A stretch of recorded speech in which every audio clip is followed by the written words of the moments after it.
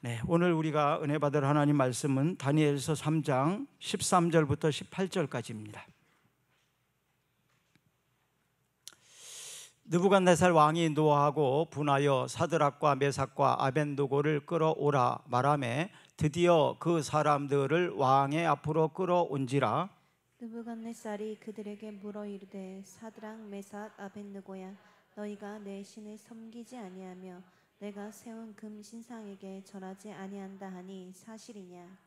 이제라도 너희가 준비하였다가 나팔과 피리와 수금과 사면금과 양금과 생황과 및 모든 악기 소리를 들을 때 내가 만든 신상 앞에 엎드려 절하면 좋거니와 너희가 만일 절하지 아니하면 즉시 너희를 맹렬히 타는 풀무불 가운데에 던져 넣을 것이니 능히 너희를 내 손에서 건져낼 신이 누구겠느냐 하니, 사드락과 메삭과 아벳느고가 왕에게 대답하여 이르되 느부갓네살이여 우리가 이 일에 대하여 왕에게 대답할 필요가 없나이다. 왕이여 우리가 섬기는 하나님이 계시다면 우리를 맹렬히 타는 풀무불 가운데서 능히 건져내시겠고 왕의 손에서도 건져내시리이다.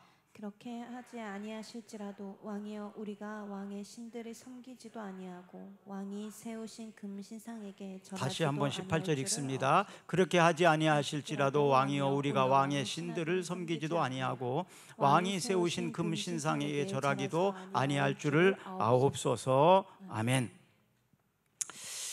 실패하고 후회하는 사람들의 특징을 보면 양보해야 할 것은 양보하지 않고 해야지 말아야 될 것은 양보하는 이런 실수를 범합니다. 우선순위에서 중요한 것과 사소한 것을 구분하지 못하고 상대적인 것과 절대적인 것을 구별하는 지혜가 부족한 것을 보게 됩니다. 우리는 각각 자기의 생각과 자기의 가치관에 따라서 사람들이 살아가는데요, 이 내 생각과 내 가치관에 계속해서 붙들려 있으면 변화가 일어나지 않습니다. 여기에는 어느 누구도 현재 나 자신을 100% 만족하며 사는 사람은 없을 거예요. 좀 변화되었으면 좋겠다, 좀 개선되었으면 좋겠다, 좀 성숙해졌으면 좋겠다. 또 옆에 있는 사람들에 대해서도 100% 만족할 수 있는 사람은 없을 것입니다. 아내나 혹은 남편이나 자녀들이나 부모님이나 조금 더 이런저런 이렇게 바꿔줬으면 좋을 텐데, 이런 생각을 다 가지고 있을 것입니다. 그런데 어떻습니까? 안 변하죠. 나 자신도 안 변하고 다른 사람들도 잘 변하지 않습니다. 변화되지 않는 나 자신을 보면서 낙심하고 우울하기도 합니다. 또 내 주변에 있는 사람들이 변화되지 않는 것을 보면서 화를 내기도 하고 또 실망하기도 할 때가 참 많이 있습니다. 어떤 지방이나 연합회나 이런 데에서 일하다 보면 전북 지방에 이제 다음 주에 정기총회가 있는데 회장으로 좀 해달라는 요청이 있어서 제가 거절했습니다. 한 번 했으면 되지 왜 또 하냐.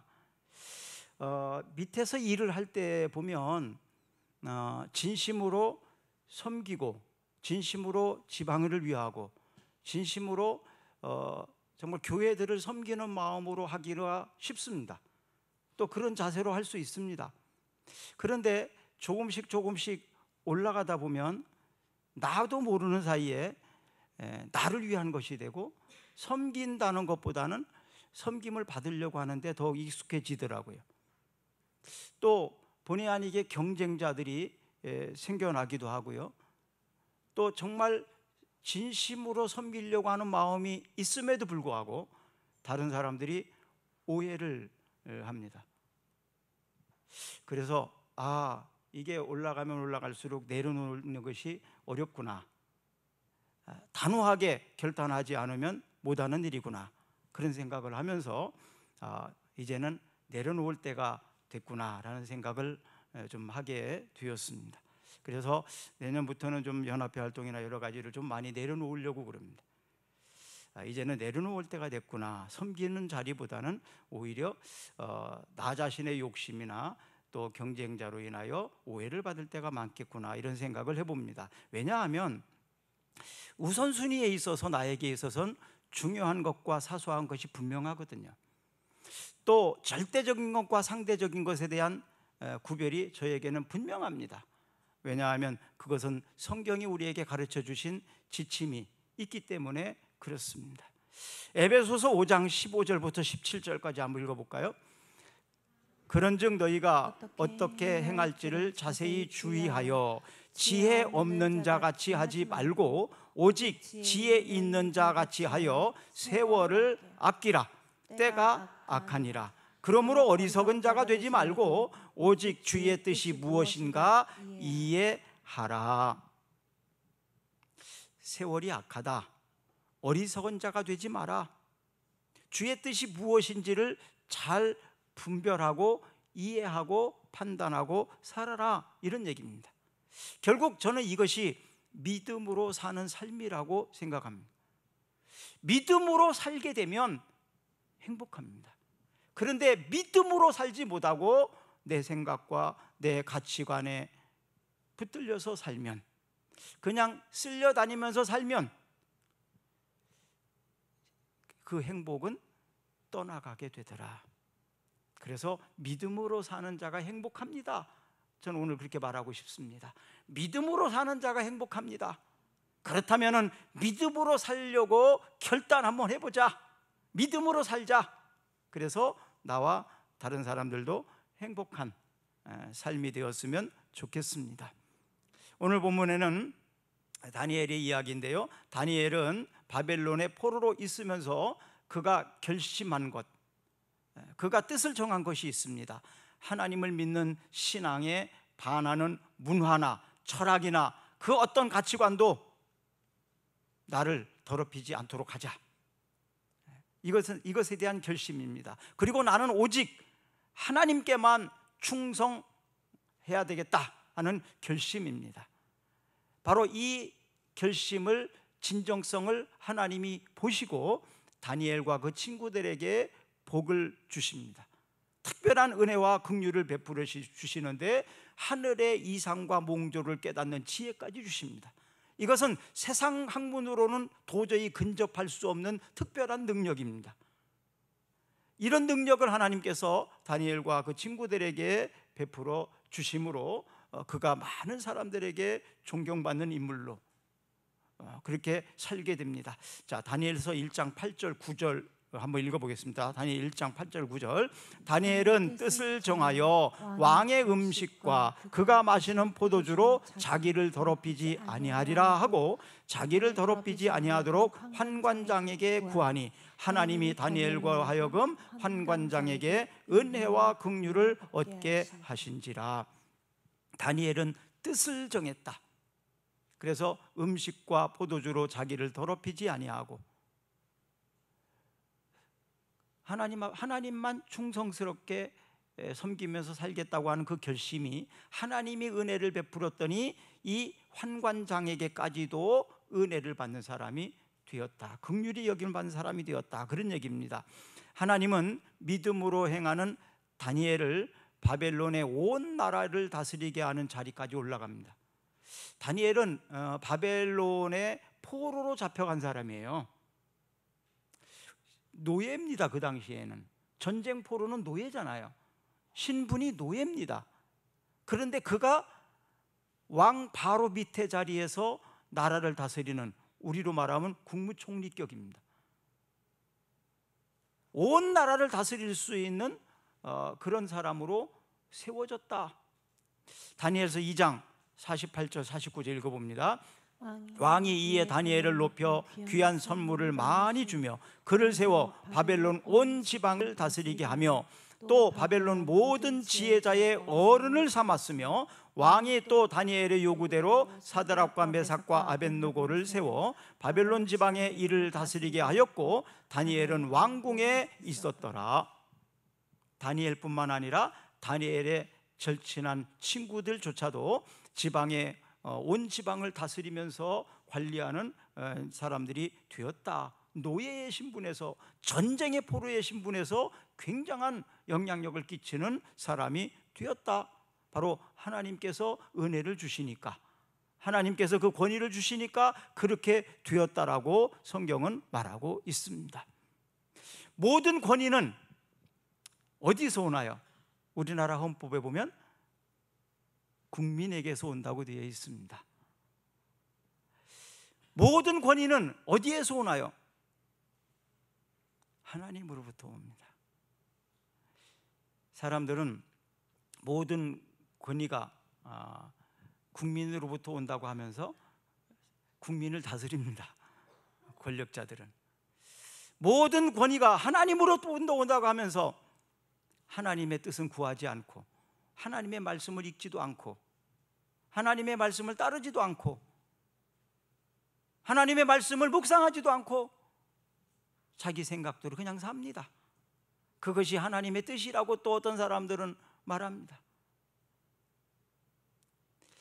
타락한 부패한 관리들과 다를 바 없는 종교인들의 모습입니다. 로마서 13장 1절과 2절을 한번 읽어봅니다. 각 사람은 위에 있는 권세들에게 복종하라. 권세는 하나님으로부터 나지 않음이 없나니 모든 권세는 다 하나님께서 정하신 바라. 그러므로 권세를 다스리는 자는 하나님의 명을 거스림이니 거스리는 자들은 심판을 자취하리라. 누가복음 24장 49절 볼지어다 내가 내 아버지께서 약속하신 것을 너희에게 보이리니 너희는 위로부터 능력으로 입혀질 때까지 이 성에 머물라 하시니라. 야고보서 1장 17절 온갖 좋은 은사와 온전한 선물이 다 위로부터 빛들의 아버지께로부터 내려오나니 그는 변함도 없으시고 회전하는 그림자도 없으시니라. 자, 한번 물어봅시다. 다니엘이 왕의 신임을 받고 국무총리가 되었어요. 이것이 다니엘이 똑똑하기만 했다고 가능한 일이라고 생각하십니까? 이중구 성도님, 그렇지만은 않겠죠? 왕이 신임하지 않으면 2인자로 세울 수 있을까요? 세울 수 없습니다. 그렇죠? 아무리 똑똑하고 능력이 있어도 내 2인자, 나의 오른팔로, 심지어는 이 왕의 직위를 갖고 있도록 하게 하려면 똑똑하다고만은 안 됩니다. 왕이 신임을 얻을 수 있어야 돼요. 그렇죠? 왕이 믿을 수 있어야 합니다. 그래야 똑똑하고 능력도 있고 내가 믿을 수 있는 사람이라고 생각이 된다면 맡길 수 있겠죠. 그렇죠? 그렇다면은 다니엘의 삶이 어땠는지는 우리는 상상해 볼 수 있습니다. 하나님 앞에 충성스러운 다니엘은 하늘로부터 각양 능력들을 하나님으로부터 받았어요. 뿐만 아니라 당시의 바벨론 황제에게도 신임을 받는 믿을 만한 사람으로 인정을 받았다는 것이죠. 사람들은요, 누구를 인정합니까? 어떤 사람을 인정합니까? 배신하지 않는 사람, 또 자기를 인정해 주는 사람. 그렇죠? 나를 인정해 주고 나를 배신하지 않을 사람, 우리는 그런 사람을 신뢰하고 인정합니다. 어떤 상황이 와도 나를 배신하지 않고 나를 인정해 줄 수 있는 사람, 우리가 우리 사회에서 이런 절대적인 어떤 기준을 정해놓고 살면 사람들에게도 신임받을 수 있는, 인정받을 수 있는 삶을 살 수 있습니다. 그래서 오늘 아까 읽은 말씀처럼 세상의 모든 권위는 하나님이 인정했기 때문이라고 이 사실을 안다면 위에 있는 권세자들이나 또 나를 관리하는 위치에 있는 사람들을 존중하고 또 그 말을 무시하지 않고 따르고 순종하는 태도를 가져야 합니다. 그래서 자녀는 부모에게 당연히 순종하는 것을 성경은 가르치고 있잖아요. 이것처럼 학생은 선생님을 당연히 존중하고 존경하고 사랑하고 순종해야 합니다. 자기의 위에 있는 권위자들에 대해서 인정하고 따르고 순복하고 순종하는 자세를 가져야 합니다. 그렇지 않으면 신뢰할 수가 없는 거예요. 그래서 저는 마음에 들든 안 들든 정권이 바뀌면 어쨌든 바뀐 정권을 위해서 최선을 다해서 따라줍니다. 그리고 기도합니다. 잘할 수 있도록. 그래야 우리나라가 평안할 거 아니겠습니까? 저는 여러분, 어떤 권위에 대해서 도전하려고 하는 너무 의식을 갖지 마세요. 이건 성경적이지 않은 일입니다. 내 위에 세운 어떤 권위이든 그를 존중하고 따르고, 그리고 배신하지 말고 믿어주고, 그래야 그 공동체가 건강합니다. 권위를 스스로 무너뜨리게 되면 질서가 무너지는 거예요. 모든 권위는 하나님이 허락하셨기 때문이다. 저는 그것을 믿는 사람입니다. 그렇다면 하나님이 세우신 권위에 대해서 도전하려고 하기보다는 먼저 순종하는 자세를 가져야 합니다. 그리고 인정해주고 최선을 다해서 돕고 따르고, 그럴 때 우리 공동체가 건강해집니다. 그리고 우리가 있는 그 공동체가 행복해집니다. 온갖 좋은 것은 다 하나님이 주십니다. 그리고 하나님께서 폐하할 수도 있고 하나님이 더 주실 수도 있습니다. 그렇기 때문에 하나님이 주신 것을 가지고 잘해야 합니다. 잘해야 합니다. 출애굽한 이스라엘 백성들에게 그 애굽에서 나와 가지고 제일 크게 앞에 가로막힌 것이 홍해였어요. 홍해를 건널 수가 없는 상황입니다. 인간의 방법으로는 불가능한 일입니다. 이 홍해 앞에서 하나님께서는 모세의 권위를 이스라엘 백성들에게 세우십니다. 그것은 바로 홍해 앞에서 앞으로 건너가면 홍해가 가로막고 있고, 뒤에는 애굽 군사들이 다가오고 있고, 죽음의 위기 앞에서 하나님은 모세를 통해서, 야 모세야, 네가 들고 있는 지팡이를 가지고 홍해에 내어 밀어라. 지팡이를 홍해에 내려 밀었더니 홍해가 갈라졌습니다. 이스라엘 백성들이 그냥 육지처럼 홍해를 건너갔습니다.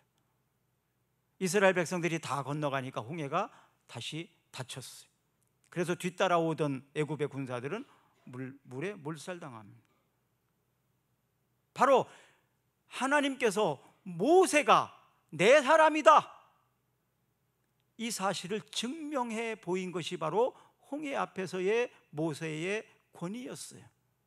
하나님께서 세우신 모세의 권위는 이스라엘 백성들에게 홍해를 가르게 하는 사건을 통해서 이는 내가 함께하는 사람이고 이는 내 권위를 가진 사람이다 라는 것을 보여준 것이 홍해 사건입니다.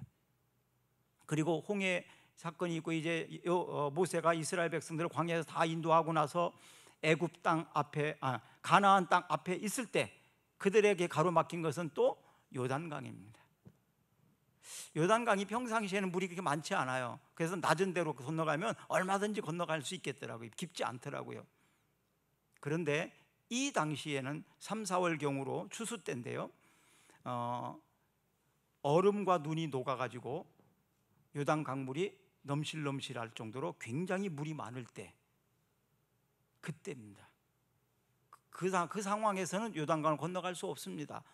우리 전주천 저기도 보면 홍수 났을 때 어떻습니까? 물이 막 무섭게 내려가잖아요. 감히 누가 그 물을 건너가려고 하겠습니까? 물살을 보면 두렵습니다. 바로 요단강이 그런 상태예요. 이 상태에서 하나님께서 여호수아에게, 야, 언약궤를 맨 제사장들이 먼저 물에 들어가라. 제사장들은 언약궤를 메고 그 넘실넘실 두려운 강물에 들어갑니다. 들어가자마자 강물이 마릅니다. 그 강물은 그 자리만 마른 게 아니고요, 이미 31km 전 여리고성 그쪽서부터 이미 물이 말라버리게 했습니다. 하나님의 특별한 능력이죠. 그래서 여호수아에게 권위를 주십니다. 여호수아는 내가 함께하는 사람이다. 너희는 여호수아의 말을 들어라. 그리고 여호수아도 모세와 내가 함께했던 것처럼 내가 너와 함께하겠다, 이 사실을 여호수아에게 증명해 보여주신 것이 요단강을 건너가는 사건입니다. 그래서 그 권위를 받은 여호수아는 이스라엘 백성들을 강력하게 이끄는 지도자가 될 수가 있었던 것입니다. 하나님이 세운 지도자들은 바로 하나님이 주신 권위와 지도력을 갖지 못한다면 사람들은 인정하지 못합니다. 여호수아 1장 6절 7절 한번 읽어볼까요? 강하고 담대하라. 너는 내가 그들의 조상에게 맹세하여 그들에게 주리라 한 땅을 이스라엘 이 백성에게 차지하게 하리라. 오직 강하고 극히 담대하여 나의 종 모세가 내게 명령한 그 율법을 다 지켜 행하고 우로나 좌로나 치우치지 말라. 그리하면 어디로 가든지 형통하리니. 우리가 위기를 만났을 때 강물을 바라보지 말고 하나님의 말씀을 따라서 믿음으로 행하라는 것입니다. 이런 사람들에게는 하나님의 은혜와 긍휼을 받게 되고 그의 앞길은 형통하게 됩니다. 베드로전서 4장 12절 13절 사랑하는 자들아 너희를 연단하려고 오는 불시험을 이상한 일 당하는 것 같이 이상히 여기지 말고 오히려 너희가 그리스도의 고난에 참여하는 것으로 즐거워하라. 이는 그의 영광을 나타내실 때에 너희로 즐거워하고 기뻐하게 하려 함이라. 고난과 어려움이 왔을 때 그 고난 앞에서 두려워하지 마라. 하나님이 그 고난을 허락하셨다면 그 고난을 감당할 수 있는 힘을 주신다. 이미 너의 능력을 가지고 감당할 수 있다. 첫 번째는 그거고요. 두 번째로는 네가 감당할 수 없다면 하나님이 능력을 주신다. 아니면은 그것을 피할 수 있는 길도 주신다. 그렇기 때문에 결국 고난은 문제가 아니다. 내가 감당하든지 아니면 피할 길을 주시든지. 그렇기 때문에 문제가 아니다. 우리 앞에 있는 문제를 바라보지 말라는 것입니다. 그것을 두려워하지 말라는 것입니다. 지금 다니엘에게 있어서 큰 문제가 뭔지 아십니까? 바벨론 느부갓네살 왕, 바벨론의 왕입니다. 다니엘이 두려워하는 사람은 딱 한 사람밖에 없어요. 지금 사람 중에서는. 그렇죠? 사람 중에서는 바로 두 번째 자리니까 사람 가운데에는 바벨론의 왕 느부갓네살입니다. 느부갓네살은 다니엘을 패할 수도 있어요. 살리고 죽일 수 있는 권세가 있어요. 그러니까 다니엘에게 있어서는 굉장히 두려운 존재일 수 있습니다. 바벨론 느부갓네살 왕이 금신상을 만들어서 백성들을 신하들을 통해서 만들어 놓고 낙성식을 할 때입니다. 이 낙성식을 할 때에 다니엘에게 요구하는 것이 있는데 금신상에 절을 해야 되는 일입니다. 이 느부갓네살 왕의 신성 그 낙성식에서 이것은 느부갓네살 왕을 상징하는 거니까 절하라 그런 얘기입니다. 왕에게 절하는 것 같다 그런 얘기입니다. 그런데 다니엘은 왕이라면 절할 수 있겠다. 그러나 그 우상에게는 절할 수 없다 이 얘기입니다. 그런데 절하지 않으면 어떻게 한다고요? 풀무불 극렬히 타는 풀무불 속에다가 던져서 화형시키겠다는 겁니다. 이제 다니엘이 선택할 수 있는 것은 둘 중에 하나예요. 하나는 하나님의 말씀을 어기고 금신상에 절하는 겁니다. 하나님 잠깐만 눈 감아 주시죠. 내가 살아야 뭘 일을 할 거 아니겠습니까? 또 한 가지는 금신상에 절 안 하고 그냥 화형당하고 죽는 겁니다. 절대정명인 이 상황 속에서 다니엘의 선택은 분명했습니다. 모든 사람들이 거대한 신상의 위용 앞에서 압도당하면서 왕의 명령에 의해서 다 절했지만 다니엘은 그럴 수 없습니다. 17절 한번 읽어볼까요? 왕이여 우리가 섬기는 하나님이 계시다면 우리를 맹렬히 타는 풀무불 가운데에서 능히 건져내시겠고 왕의 손에서도 건져내시리이다. 다니엘과 친구들은 왕의 권위보다 하나님의 권위를 더 두려워할 줄 알고 타협을 거부합니다. 차라리 나 죽겠다. 하나님이 건져내실 것이다. 그런 얘기입니다. 여러분, 하나님을 향한 믿음의 신앙이 여러분은 어떻습니까? 많은 은혜를 받기를 원하고 많은 축복을 받기를 원하면서 그러한 믿음으로 준비되지 않은 우리 자신을 보지 않습니까? 진짜 우리가 슬픈 것은요, 우리에게 기회가 주어지지 않은 것이 아니에요. 기회가 왔을 때 내가 준비되지 않은 것입니다. 내가 준비되어 있으면 언제든지 쓰임 받을 수 있어요. 아무리 좋은 기회가 와도 내가 준비되지 않으면 쓰임 받을 수 없는 겁니다. 그걸 슬퍼해야 합니다. 자, 15절 다니엘 3장 15절 읽습니다. 이제라도 우리가 준비하였다가 나팔과 피리와 수금과 사면금과 양금과 생황과 및 모든 악기 소리를 들을 때 내가 만든 신상 앞에 엎드려 절하면 좋거니와 너희가 만일 절하지 아니하면 즉시 너희를 맹렬히 타는 불못불 가운데 던져 넣을 것이니 능히 너희를 내 손에서 건져낼 신이 누구겠느냐 하니, 다니엘 일행은 하나님의 능력에 대한 확신이 있죠.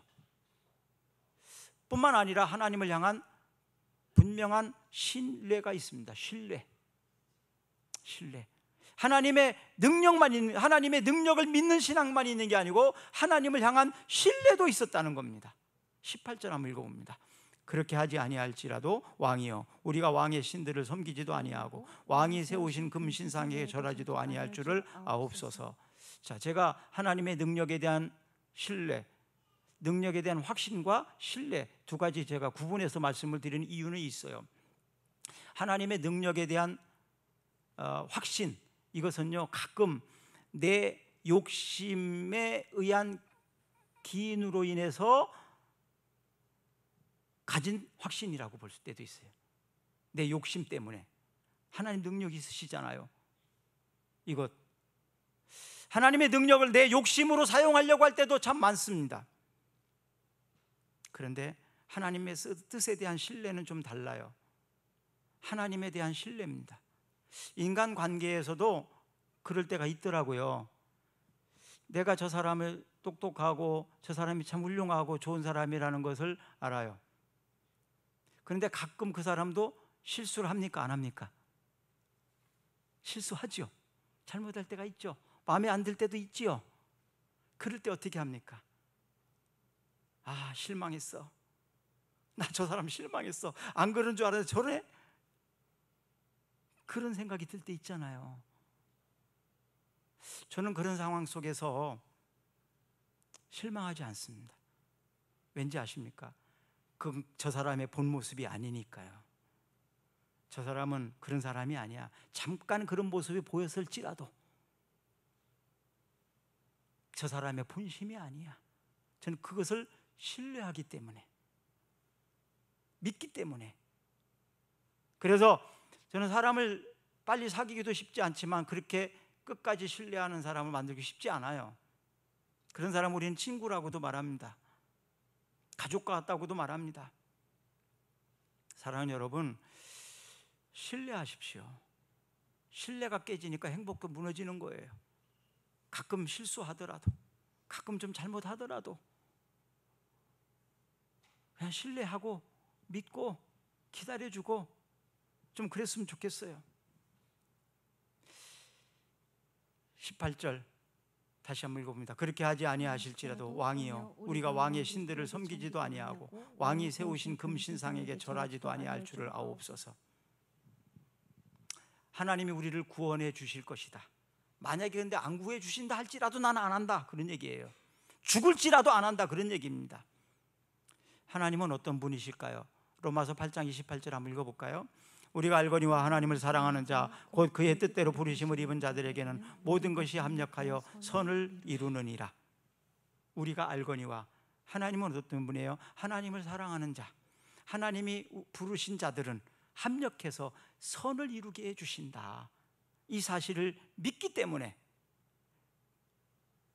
자, 마태복음 6장 33절 그런즉 너희는 먼저 그의 나라와 그의 의를 구하라. 그리하면 이 모든 것을 너희에게 더하시리라.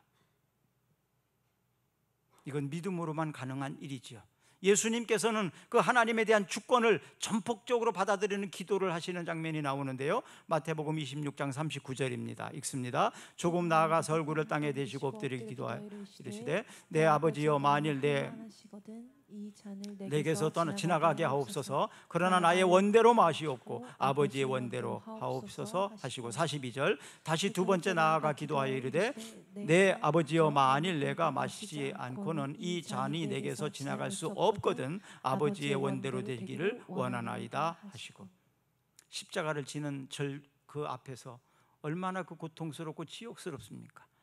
예수님마저도 그거 하고 싶지 않은 거예요. 그러나 내 마음은 그렇지만, 내 뜻은 그렇지만 아버지의 뜻이 그러시다면 내 원대로 하지 마시고 내 뜻대로 하지 마시고 아버지의 뜻대로, 아버지가 원하시는 대로, 아버지가 계획하신 대로 하십시오. 그런 얘기입니다. 이것이 바로 아버지의 권위를 존중해 주는 모습입니다. 이 권위가 인정되어지고 이 권위가 세워질 때에 질서가 세워지는 것입니다. 그리 아니하실지라도 하나님은 신뢰하고 믿음으로 행동하시겠습니까? 이렇게 하고 선택하고 사는 사람이 행복한 사람입니다. 빌립보서 4장 4절에서 7절, 주 안에서 항상 기뻐하라. 내가 다시 말하노니 기뻐하라. 너희 관용을 모든 사람에게 알게 하라. 주께서 가까우시니라. 아무것도 염려하지 말고 다만 모든 일에 기도와 간구로 너희 구할 것을 감사함으로 하나님께 아뢰라. 그리하면 모든 지각에 뛰어난 하나님의 평강이 그리스도 예수 안에서 너희 마음과 생각을 지키시리라.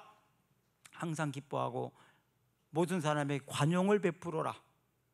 아무것도 염려하지 마라. 이게 가능한 일입니까? 인간이 살아가면서 어렵죠. 그렇잖아요. 어떻게 항상 기뻐할 수가 있겠습니까? 어떻게 모든 사람에게 너그럽게 관용을 베풀 수 있겠습니까? 참는 것도 힘든데 아무것도 염려하지 말고 어떻게 살 수 있겠습니까? 염려할 일이 얼마나 많은데. 그런데 그렇게 하라고. 왠지 아십니까? 하나님은 모든 지각에 뛰어난 하나님이 우리에게 평강, 우리의 마음 지켜주시겠다는 것입니다. 이런 사람은 항상 기뻐할 수 있고 항상 감사할 수 있고 편안한 마음을 가질 수 있습니다. 그리스도인들에게 주신 선물입니다. 내 힘으로는 안 되지만, 내 힘으로만 산다면 이게 불가능한 일이지만 하나님이 도와주시겠다는 겁니다. 하나님이 함께해 주시겠다는 것입니다. 그러니까 마음 편하게 살으란 얘기예요. 걱정하지 말라는 얘기입니다. 이것이 그리스도인들에게 주신 하나님의 특권입니다. 우리는 이런 특권을 받은 사람들이에요. 자, 하나님의 뜻이라면 투병 중에도, 가난 중에도, 어떤 문제 앞에서도 여유 있는 태도를 보일 수 있습니다. 왜? 하나님은 결국 나를 가장 좋게 해 주실 것을 믿기 때문에. 그래서 하박국은 3장 17절 18절, 비록 무화과 나무가 무성하지 못하며 포도나무에 열매가 없으며 감람나무에 소출이 없으며 밭에 먹을 것이 없으며 우리의 양에 없으며 외양간에 소가 없을지라도 나는 여호와로 말미암아 즐거워하며 나의 영혼의 하나님으로, 구원의 하나님으로 말미암아 기뻐하리로다. 하박국은 이런 상황에서도 기뻐한다고 고백을 하고 있습니다. 절대 가치에 대한 확신이 있는 신앙, 이런 신앙은 믿음으로 살게 되고, 이런 믿음으로 갈고 사는 사람들은 세상이 감당치 못하는 믿음을 인정받게 됩니다. 히브리서 11장 38절, 이런 사람은 세상이 감당하지 못하느니라. 그들이 광야와 산과 동굴과 토굴에 유리하였느니라. 세상이 감당하지 못하는 믿음을 가진 사람, 이런 사람은 행복합니다. 환경과 상황에 따라 흔들리는 사람은 그 행복을 계속 유지할 수가 없게 됩니다. 하나님의 능력을 신뢰하고 믿음으로 행했던 다니엘, 그 친구들은 하나님이 함께 하심으로 인해서 안전했습니다. 당연히 화형당하지 않고 풀무불에 죽지 않습니다. 오히려 그 계략을 꾸민 사람들이 대신 죽습니다. 다니엘 3장 30절 한번 읽어볼까요? 왕이 드디어 사드락과 메삭과 아벳느고를 바벨론 지방에서 더욱 높이니라. 이사야 43장 2절, 내가 물 가운데로 지날 때에 내가 너와 함께 할 것이라. 강을 건널 때에 물이 너를 침몰하지 못할 것이며 내가 불 가운데 지날 때에 타지도 아니할 것이요 불꽃이 너를 사르지도 못하리니. 하나님의 약속입니다.